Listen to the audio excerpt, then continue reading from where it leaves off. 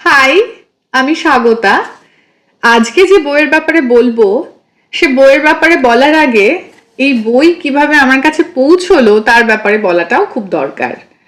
যেহেতু আমি বিদেশে থাকি, সবসময় বাংলা বইয়ের পার্সেল আমার কাছে আনানো সম্ভব হয় না। তাই জন্য এইবার আমাদের খুব কাছের বন্ধু, দাদা স্থানীয় সৌনকদা, তার বাড়ির লোক এখানে আসছিল এবং কাকু কাকিমা আমার জন্য এই বইটা কলকাতা থেকে নিয়ে আসে। আমি কৃতজ্ঞ তাদের কাছে। তারা না এনে দিলে আমি এই বইটা এত তাড়াতাড়ি পড়তে পারতাম না। এই বইটা হাতে পাওয়ার পরই আমি রুদ্ধশ্বাসে পড়ে শেষ করলাম, কারণ লেখক এমনই লিখেছেন। এই লেখকের বই একবার রেখে ওঠা যায় না, একবারে পড়ে ফেলার মতো বই। প্রীতম বসুর লেখা প্রাণনাথ হইও তুমি। সনাতন ধর্ম, কীর্তন, সশস্ত্র বিপ্লব, স্বাধীনতার সময়ের অত্যাচার, সেই সময়ের সংগ্রাম, আত্মত্যাগ, প্রেম, কীর্তন নিয়ে কত মানুষের ভক্তি, তাদের সাধনা, তাদের প্রতিদিনের জীবনযাপন, তখনকার দিনের সাথে এখনকার দিনের কিভাবে মিল, এবং সেই যোগসূত্র ধরে এই পুরো বইটা চলছে। এই বইয়ে একটা খুব অবাক করা জিনিস আমি দেখতে পাই।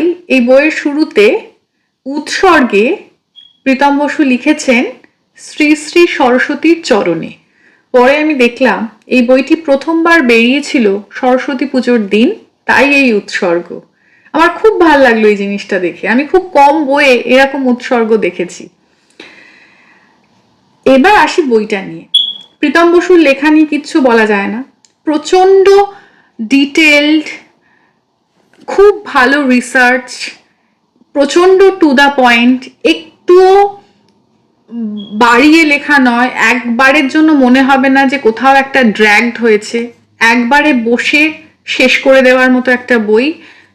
থ্রিলার তো বটেই, এবং তার সাথে প্রীতম বসু তখনকার দিনের জীবনযাপন যেমন ধরে ধরে তুলেছে, এখনকার দিনেও তার একটা মিল আছে। এবং কোনো জায়গায় মনে হবে না যে এখানে সায়েন্টিফিক্যালি ব্যাখ্যা করা নেই। মাইথোলজি নিয়ে লিখলেও সেটা যে এখনকার দিনে কিভাবে যোগ করতে হয় সেটা মনে হয় প্রীতম বসুই জানেন। তার প্রচুর বই আমি এখনো পড়িনি, তবে উনি আমার খুব পছন্দের লেখক। এটা আমার পড়া 2য় নম্বর বই। আজকে 15ই আগস্ট, তখনকার দিনে স্বাধীনতা সংগ্রামের কিছু ছবি ধরা পড়েছে, তাদের আত্মত্যাগ এই বইতে